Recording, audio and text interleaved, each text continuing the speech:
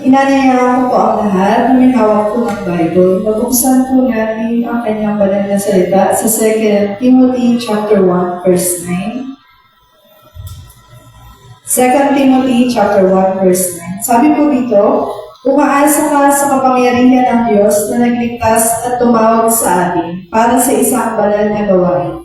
Ginawa niya ito hindi dahil sa anumang nagawa natin, kundi ayon sa kanyang layunin at kagandahang loob. Sa simula pa, ito ay binigay niya sa atin sa pamagitan ni Kristo Jesus. Amen.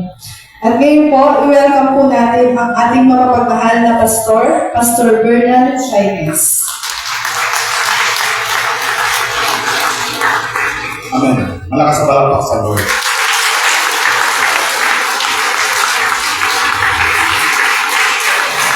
Yung malakas na palakpak para sa ating nagpapagligtas sa ating Panginoon, sa ating Hari, sa ating Manood. Hallelujah! Hallelujah! Hallelujah!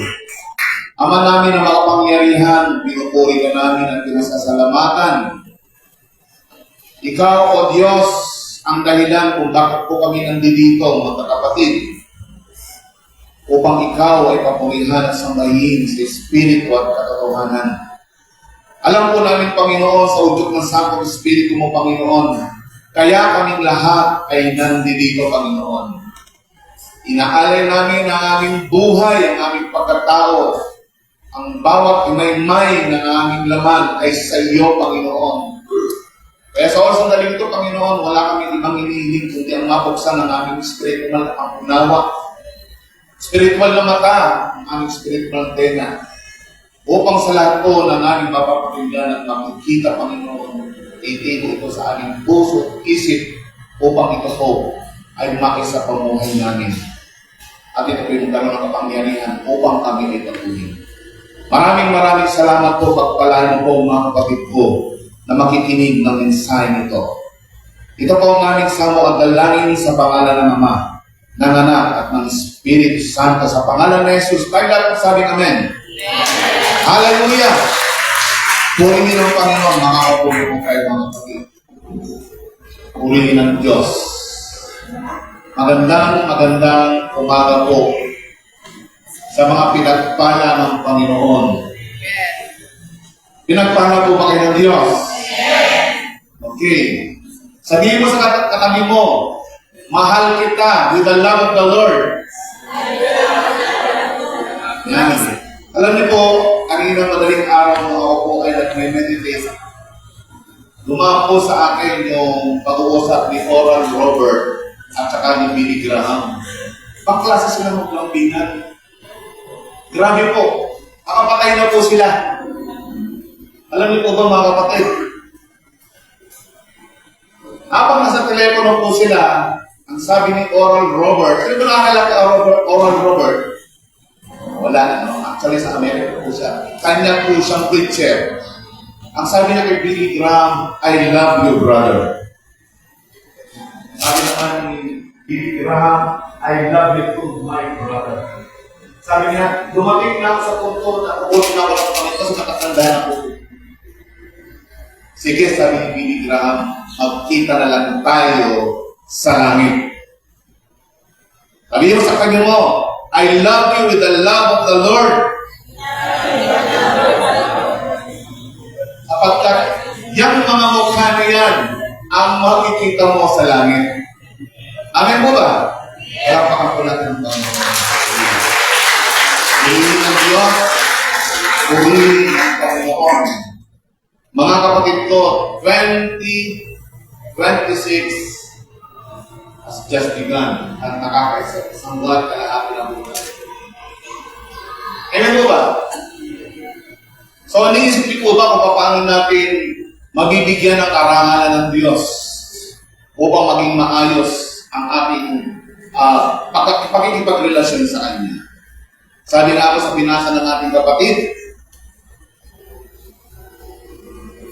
na siya sa atin ay nagligtas. Sino ba nagligtas sa atin? Ang Panginoong Jesus. At sa atin ay tumawag ng isang banal na pagkatawag. Hindi ayon sa ating mga gawa, kundi ayon sa kanyang sariling akala at biyaya, ibinigay sa atin kay Kristo Jesus buhat pa ng panahong walang hanggan.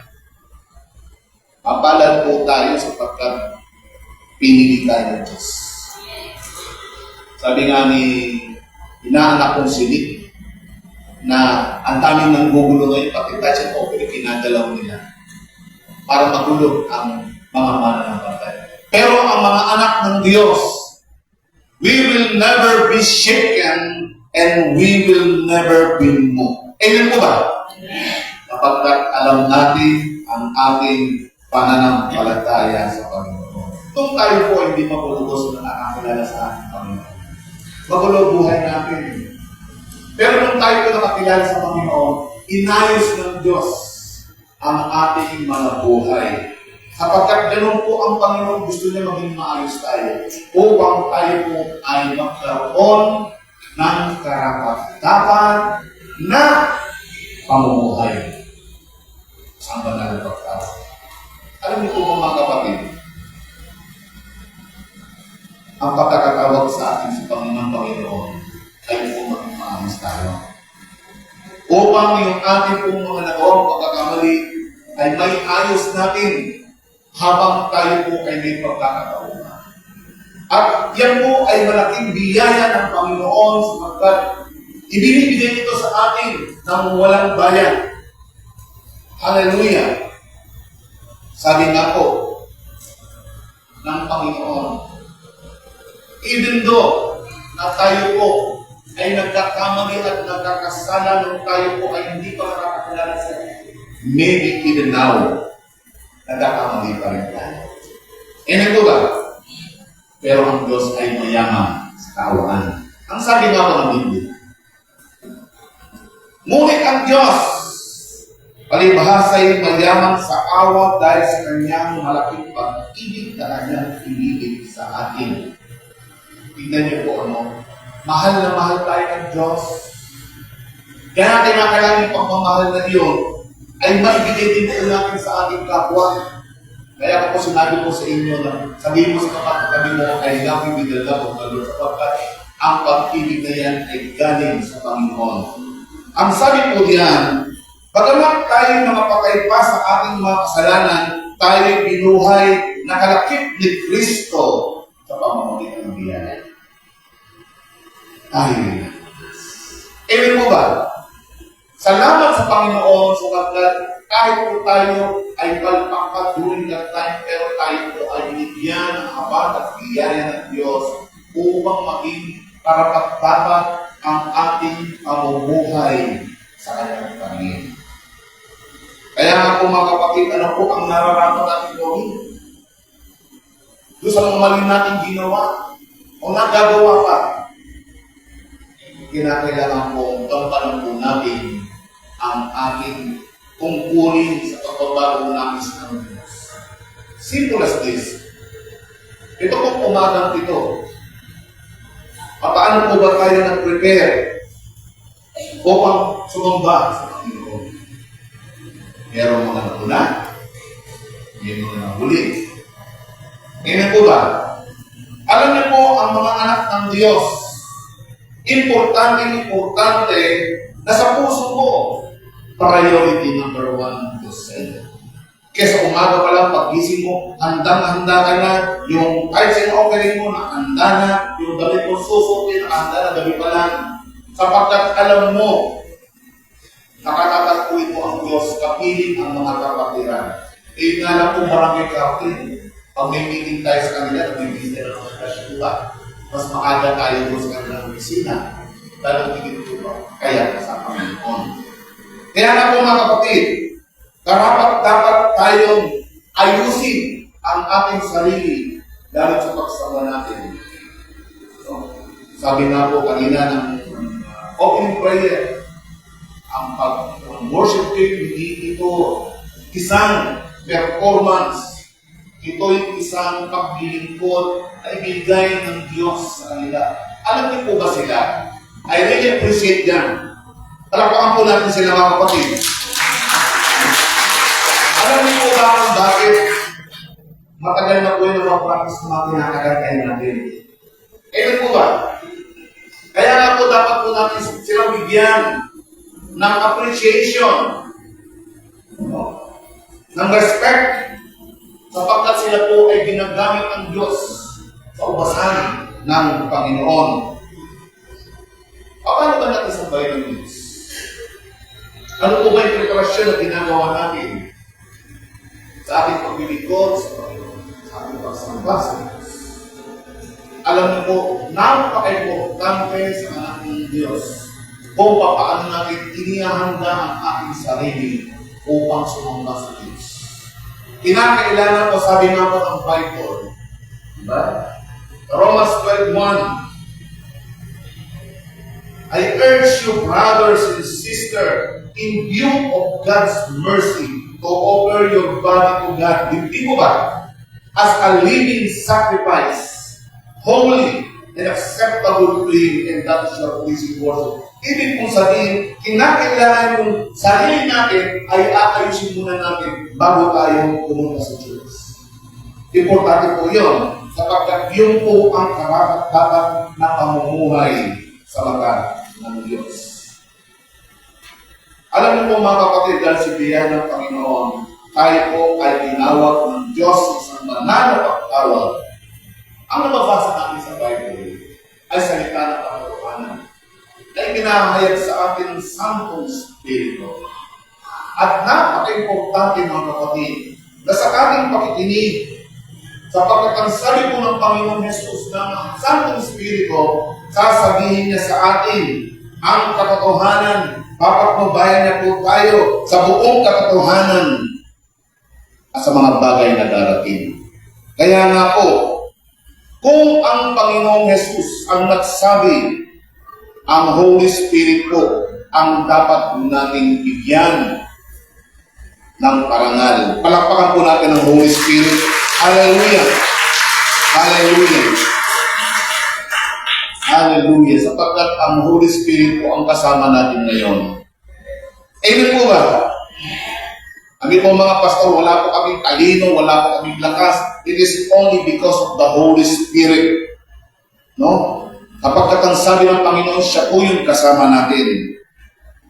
Paano po ba binibigay ng Diyos ang karunungan galing sa itaas? Sapagkat ang sabi po ng Romans 12:2, na huwag na tayong makiayon pa sa takbo ng sanlibutan ito, kundi magbago na tayo ng ating pag-iisip upang mapatunayan natin kung ano ang mabuti, ganap, nakaaya-aya na kalooban ng ating Panginoon. Alam niyo mga kapatid, ang karunungan galing sa Diyos. Ang karunungan buhat sa itaas, una-unay malinis, at saka mapayapa, banayad, madaling panaingan, puspos ng kaawaan, at ng mabuting bunga, walang inaayunan, walang pagpapaimbabaw. Yan po yung karunungan na binigay sa atin ng Panginoon. Amen po ba? Kaya importante, no? Ang salita ng Diyos ang dapat mong mangibabaw sa atin sapagkat doon po tayo makakapamuhay ng karapat-dapat sa Panginoon. Tuturuan po tayo ng Diyos, ng Holy Spirit upang mamuhay po tayo ng nararapat sapagkat ang karunungan galing sa Kanya, yan po yung dapat nating pagtuunan ng pansin. Kaya nga po ang sabi ng Hebreo, ang sabi po ng Hebreo, chapter 12, verse 25, kaya't mag-ingat kayo at makinig sa nagsasalita. Ano sabi? Mag-ingat at makinig. Kanino? Sa nagsasalita. Napaka-importante niyan. Sapagkat ang sabi po diyan, ang tumatanging makinig sa nagsasalita sa kanila dito sa lupa ay hindi makaliligtas sa parusa. Gaano pa kaya tayo kung tayo'y tumatangging makinig sa nagsasalita mula sa langit? Kaya ang sabi ko po sa inyo, kinakailangan maunawaan natin, maintindihan natin kung ano ang sinasabi sa atin ng Santong Espiritu. Kami pong mga pastor, hindi po kami matatalino. Yung iba po sa amin ay hindi nakapag-aral. Pero yung talino po namin, ang lakas po namin ay sa Diyos po namin kinukuha. Yan po ay sa pamamagitan ng Santong Espiritu. Amen po ba? Kaya ang sabi diyan, mag-ingat tayo. Makinig tayong mabuti. Kapag hindi tayo nakinig na mabuti, tayo din po ang talo. Hindi po natin makukuha yung blessings ng message kung hindi po natin itutuon ang ating pakinig. Sapagkat ang mensahe po ay nanggagaling po sa Santong Espiritu ng Panginoon. Palakpakan po natin ang Panginoon. Hallelujah. Hallelujah. Yung pong mental reasoning, yung pong pride, yan po yung nagre-reduce o sumasagabal sa atin upang maunawaan po natin ang mensahe. Ganyan din po yung mga relihiyon at yung mga panalangin nakaplano na. Sumasagabal po yan upang tayo po ay lumago.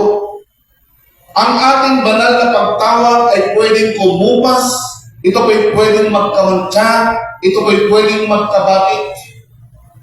Kapag hindi natin iningatan magawa ang kalooban ng Diyos sa sinasabi sa atin sa Biblia. Ganon din po mga kapatid, kinakailangan nating hayaan, huwag nating hayaan po mga kapatid, na yung emosyon natin ang mangibabaw sa atin. Amen? Upang mas maliit sa atin at ilihis po tayo sa layunin na mensahe na ibinibigay sa atin ng Diyos. Tinawag tayo ng Diyos sa isang dakilang layunin. Ang ating bahagi bilang sangkap ng kanyang katawan ay nagdudulot ng pagbabago sa ating mga buhay. Sapagkat ang sabi po ng Biblia, tayo po ang sangkap ng katawan ng ating Panginoon. Amen po ba? We are the church. Tayo po yung sangkap ng katawan ng ating Panginoon. At ikaw bilang membro ng katawan ni Kristo, tandaan mo kapatid, yan ay hindi na magbabago pa sapagkat ang sabi po yan, sapagkat ang mga kaloob at pagtawag ng Diyos ay hindi nagbabago. For God's gift and His call is irrevocable. Pero, conforme yan sa iyo kung bibitaw ka sa Panginoon. No matter what, ano man ang nangyayari siya, negatibo, positibo, kasi meron pong bumibitaw. Kapag positibo yung nangyari sa buhay, nakakalimutan sa Lord. Diba? Meron namang negatibong nangyayari sa buhay niya, bumibitaw sila sa Panginoon dahil nahihirapan po sila. Mga kapatid, ang sabi po dyan, ang tawag sa atin ng Diyos ay hindi nagbabago. Pinili ka ng Diyos. Panghawakan mo na ikaw ay pinili ng ating Panginoong Jesus. God's grace, yan po yung abilidad ng Diyos, yan po yung kapangyarihan ng Panginoon sa ating mga puso. Kapag ang nangyayari po, kapag ang ating pagkakatawag sa Panginoon ay hindi po natin nauunawaan at hindi po natin naiintindihan, mga kapatid, ang biyaya ng Diyos ang magpapaliwanag sa atin upang tayo po ay makasunod sa layunin ng Panginoon. Upang tayo po ay makapamuhay ng karapat-dapat sa Kanya. Sapagkat ang biyaya ng Diyos ay pabor, galing yan sa Panginoon. Alam niyo po ba mga kapatid? Ang sabi po dito, for surely, O Lord, you bless the righteous. You surround them with your favor as with a shield. Yung pong pabor ng Panginoon sa mga taong naging matuwid sa pamamagitan ng pag-a-apply nila ng salita ng Diyos. Sila po ay napapatikutan, nalilibiran ng pabor ng Diyos katulad ng kalasad. Amen po ba? Kaya ang bawat isa po sa atin ay maraming pabor galing sa Diyos. Sabi nga ni Kuya Nick kanina, yung mga bagay na meron siya ngayon, ito po ay sa pamamagitan ng kanyang pagsunod sa Diyos. Kinakailangan natin sumunod sa Panginoon upang ang pabor ay sumaating lahat. Poprotektahan tayo sa takbo ng sanlibutan ito sa ating kasalukuyang kinalalagyan sa pamamagitan po ng pagpapasakop natin sa Panginoon. Amen po ba mga kapatid? Sapagkat ang pananampalataya, ito po ang tutulong sa atin upang mapagtagumpayan po natin ang mga problema. At ang biyaya ng Diyos, siya po yung magpapawala ng kapangyarihan sa buhay natin upang hindi manaig ang problema sa atin. Sapagkat kung tayo po, mga kapatid, ay manghihina sa loob dahil hindi natin alam ang gagawin natin, yung panlabas nating pagkatao ay manghihina din. Sapagkat ang pagbabago ng isang tao ay magbubuhat sa loob palabas. Kaya nga po mga kapatid, hayaan po natin na ang salita ng Diyos ang siya pong magkaroon ng kapangyarihan sa atin upang makapamuhay po tayo ng karapat-dapat sa Panginoon. Kaya nga po, tayo pong lahat ay may access sa Panginoon. Pwede po tayong lumapit sa Diyos. Magsilapit kayo sa Panginoon na may pagkakatiwala sa lukulukan ng biyaya. Yan po sinasabi ng Biblia sa Hebreo chapter 4 verse 16. Upang tayo ay makatamo ng kanyang grace and mercy na makakatulong sa atin sa panahon ng pangangailangan. Tayo po ay may hayagang open invitation sa Panginoon upang gawin natin ito. Upang tayo po mga kapatid ay magkaroon ng pagkakataong baguhin ang buhay natin upang makapamuhay ng naaayon sa nais ng Panginoon. Ang grace ng Panginoon na nagbibigay ng kadahilanan upang magawa natin, mga kapatid, ang pagkakahiran ng Diyos sa atin. Doon po sa isang verse sa Bible, doon po sa Colossians chapter 1 verse 4, binasa ko po ito sa Amplified Bible. At ito po yung nakita ko. Ang sabi po dito, faith is the leaning of whole human personality on God's in absolute trust and confidence in His word, wisdom, and goodness. Ito po yung isang footnote na doon sa verse na iyon. Sabi ko, napakaganda ng pagkaka-explain niya. Ang pananampalataya, sa pananampalataya kasalin ang ating buong pagkatao sa Diyos sa lubos na pagkakatiwala sa Kanyang kapangyarihan, karunungan, at kabutihan. Napakabuti ng Panginoon sapagkat sa pamamagitan po ng salita niya, sa pamamagitan ng biyaya ng Diyos, nagkaroon po tayo ng matatag ng pananampalataya sa ating Panginoon. Ang ating pagkakatawag sa Panginoon, kapatid, ay hindi basta-basta ang pagkakatawag. Ang pagkakatawag sa atin ng Panginoon ay isang banal na pagkakatawag. Kaya nga po, ang sabi po niya, yung calling natin, yung gift ng Panginoon, ay hindi po yan mababago ng anuman as long na tayo po ay maniniwala, mananalig sa ating Panginoon. Kaya nga po, ang sabi ni Apostol Pablo, namamanhik nga ako sa inyo bilang bilanggo sa Panginoon na kayo'y magsilakad ng nararapat na pagkatawag sa inyo na tinawag. Kinakailangan tayo po ay lalakad ayon po sa pagkakatawag sa atin. Kung ikaw ay napapaawit, magpaawit ka. Kung ikaw ay sasayaw, sumayaw ka. Kung ikaw ay maghahayag ng salita ng Diyos, maghayag ka. Kung ikaw ay magkakalood, magkalood ka. Sapagkat ang lahat ng iyan ay gawain sa Panginoon. At iyan ay nagkakalaki-laki. Kaya nga po ang sabi ko dyan, namamanhik ako sa inyo. Hallelujah. Namamanhik ako sa inyo akong bilanggo sa Panginoon na tayo ay magsilakan ng nararapat sa pagkakatawag sa atin. Ano bang pagkakatawag sa atin ng Lord? Uupo lang po ba dyan? Mga kapatid ko, ang pagkakatawag sa atin ng Panginoon, hindi lahat pwedeng maging pastor. Amen po ba? Hindi lahat pwedeng magpaawit dito. Ang dami na po natin dito kung magpapaawit po.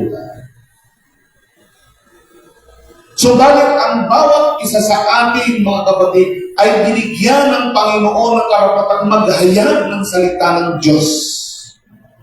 Binigyan tayo ng Panginoon sa pamamagitan ng ating pananampalataya, sa pamamagitan ng kanyang biyaya na nasa atin ngayon. Binigyan niya tayo ng kapamalaan na maghayag ng salita sa ating pamilya, sa ating kapitbahay, sa mga komunidad natin. Ang kaligtasan po natin ay ibinigay ng Panginoon para ipamahagi po natin sapagkat yan po ang biyaya na atin sa ating mga Panginoon. Ang sabi po dito, kaya nga po mga kapatid, tinawag kayo sa kalayaan. Sabihin mo sa katabi mo, malaya ka na. Alam mo, kapatid, huwag mong hayaan na manatili ka nagkapos sapagkat hindi po yung karapat-dapat na pamumuhay na gusto ng Diyos. Ang gusto ng Diyos, lumalakad na po tayo ngayon sa biyaya ng Panginoon. Gusto ng Panginoon na tayo po ngayon, ini-enjoy na natin yung joy of our salvation. Yung iba po sa akin, hindi po nila nai-enjoy yung joy of salvation sapagkat gagawa ng kasalanan. Hindi na naman ang tawag sa Panginoon. Gagawa ng kasalanan. Hindi na nila nai-enjoy yung joy of salvation. Mga kapatid, mamuhay po tayo ng nararapat ayon sa kalooban ng Diyos at tandaan po ninyo, mai-enjoy mo ang buhay mo bilang Kristiyano na mahal ng Diyos. Sapagkat ikaw, kapatid, tayo, kapatid, ay tinawag ng Diyos sa kalayaan. Di ba ang sabi ng Panginoong Yesus, ang pinalaya ng anak ay malaya na nga. Amen po ba? Pero, huwag lamang gamitin ang kalayaan, ang gamitin ng inyong kalayaan upang magbigay kadahilanan sa laman, kundi sa pamamagitan ng pag-ibig ay mga lingkuran kayo. Sabihin mo sa katabi mo, I love you with the love of the Lord. Sasabihin mo, I love you with the love of the Lord. Huwag mo naman kikindatan. Di tayo mamaya. Sabi nga ng inaanak ko, habol tayo. Mga kapatid, ang sabi po ng Biblia, tinawag tayo ng Diyos sa kalayaan, huwag lamang natin gamitin ang kalayaan iyan upang pagbigyan ng laman. Kinakailangan mabuhay po tayo ng may kabanalan. Yan ang nais ng Diyos. Sapagkat ang nais ng Diyos, lumakat po tayo, mamuhay po tayo, na meron po tayong Panginoon sa puso. Karapat-dapat na pamumuhay sa Diyos. Amen po ba? Sabi ng Colossians, ano daw tayo? Sapagkat kayo, mga kapatid, ay tinawag sa kalayaan. Sabi po kanina. Tingnan niyo po. Sapagkat kayo ay tinawag sa kalayaan. Sabi dito, kayo'y hiniram ng Diyos. Ibig kong sabihin, pinili ka ng Diyos. Kaya ka nakaupo ngayon dyan, kapatid. Hindi po yan aksidente. Pinili ka ng Panginoon. Ang sabi po dito, itinalaga para sa Kanya. Hindi niyo po ano? At minamahal niya. Kaya dapat kayong maging mahabagin, maganda ang kalooban, mapagpakumbaba, mabait, matiisin. Ano daw tayo? Hinirang, itinalaga, minamahal. Ganyan po tayo sa paningin ng Panginoon. Tayo po ay namumuhay dahil sa habag ng Diyos. Kahit po tayo ay nagkasala noon, tayo patay sa ating kasalanan, pero kinahabatan po tayo ng Panginoon. Kaya tayo po ngayon mga kapatid, ay kinakailangan alam natin ang ating katayuan bilang mga sangkap ng katawan ni Kristo na siyang ulo ng Iglesia. Amen? At ang ulo ng Iglesia ay si Jesus, ang katawan ay tayo. Iba-iba ang function, iba-iba ang dapat gawin, pero tayo pong lahat ay sama-samang sangkap ng Panginoon. Inirang ka, itinalaga ka, minamahal ka. Yan ang angkiling mo. Amen? Kaya nga po ang sabi dito, Hallelujah! Ngunit yamang banal ang sayo'y tumawag, ay magpakabanal naman kayo sa lahat ng paraan ng pamumuhay. Sa pamamagitan ng ating nabasa sa Bible na nampalataya tayo sa Panginoon, na punong-puno pala tayo ng grace ng Panginoon. Ang sabi niya, sa lahat ng ating ginagawa, sa paraan ng ating pamumuhay, magpakabanal tayo. Alam niyo po ba kung bakit? Diyos ang tumawag sa atin. Amen po ba? Ang sabi po dyan, hinirang ka ng Diyos, itinalaga ka ng Diyos, minamahal ka ng Diyos, yung Diyos na gumawa niyan ay banal. Kaya kinakailangan magpakabanal tayo. Hindi lamang po sa iilan, kundi sa lahat ng ating ginagawa. Kaya ba natin yun, mga kapatid? Ang sabi po ng ilan, Pastor, napakahirap naman po pala na pumasok sa langit, pumunta ng langit. Ang sabi po ng 1 Peter, hindi po, sumunod lang po tayo. Hindi po mahirap sundin ng Diyos.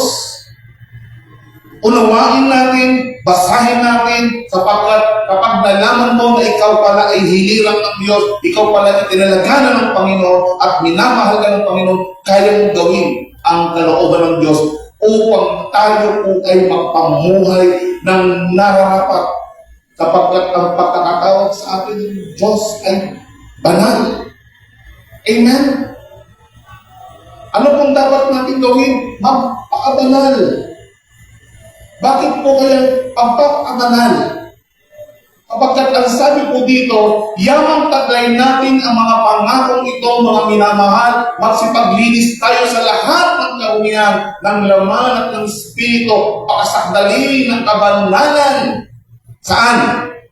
Sa takot sa Diyos. Sapagkat kung tayo po ay may pagmamahal at takot sa Panginoon, hindi natin gagawin yung mga mali. Sapagkat ayaw natin madunisa. Sabi ko po kanina, na yung ating pagkatao bilang Kristiyano, pwede pong madunisan, pwede pong mamantsahan. Subalit kung ito po'y pangangalagaan po natin, sapagkat nabasa po natin sa Bible na ayaw pala ito ng Diyos. Tinawag ka na sa kalayaan, maging malaya ka na lang.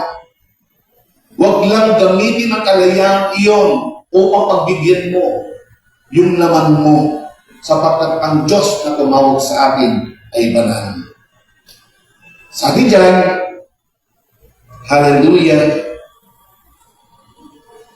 since we have these promises, dear friends, let us purify ourselves from everything that contaminates body and spirit, perfecting holiness out of reverence to God. Yung makakontamina sa atin, sa ating isipan. Ano po ba ang entrance ng ating isipan? Yung ating mga mata, yung ating mga tenga. Kapag in-entertain po natin ang mangyayari po sa atin, kikilos na po yung katawan natin. Sino ang ulo natin? Si Kristo. Si Kristo ay banal. Magpakabanal tayo. Palapakan natin ang Panginoon. Hallelujah. Pagin ang Panginoon. Hallelujah. Hallelujah. Bakit pa kailangan natin gawin iyon? Bakit pa kailangan natin maging karapat-dapat sa Panginoon? Bakit pa kailangan yung pamumuhay natin ay dapat maging karapat-dapat sa Panginoon Diyos? Sapagkat darating ang Panginoon, ang sabi ng Bible, walang kulubot, walang bakit ang iglesia. Amen? Bakit po kaya? Ang sabi po dito, make every effort to live in peace with all men and be holy. Gawin natin ang lubos natin makakaya upang tayo po ay makapamuhay ng mapayapa sa lahat ng tao at tayo po ay magpakabanal. Yan po ay pamantayan ng Diyos. Hindi po pamantayan ni pastor, ng mga pastor. Why? Ang sabi po dito, without holiness, no one will see the Lord. Amen po ba? Ano po bang intention natin? Bakit tayo nag-church? Ano bang intention natin? Bakit tayo nagbabible study? Nag-prayer meeting? Nakikipag-fellowship? Ano bang intention natin? Di po ba ang makapiling ang Diyos? Kung gusto natin makapiling ang Panginoon, kinakailangan maging karapat-dapat ang ating pamumuhay sa paningin niya. Ang sabi diyan, we must make every effort to live in peace with all men and be holy, because without holiness, no one will see the Lord. Kapag walang kabanalan, hindi natin makikita ang Diyos. Para po tayo isang lobo na kahit sa takasat, pag na ano po yan sa mainit, pumuputok. Kinakailangan dire-diretso po tayo sa piling ng Diyos. Amen po ba? No? Mga kapatid ko, ang sabi dyan, we must avoid contaminating our body and spirit, perfecting holiness, because without holiness, hindi natin makikita ang Diyos 100% sure. Amen po ba? Sapagkat kung po sa lugar ng Panginoon, ang lahat ng nandoon ay banal. Amen? Kaya ba natin magpakabanal? Yan po yung karapat-dapat ng pamumuhay sa Panginoon. Okay lang sumasagot. Kaya ba natin maging banal? Ulitin ko po, kaya niyo po bang magpakabanal? Sapagkat ang Diyos na tumawag sa atin ay banal. Yan po yung pamumuhay na karapat-dapat sa Kanya. Hallelujah! Hallelujah! Hallelujah! But now, that you have been set free from sin, nakalaya na po ka sa kasalanan.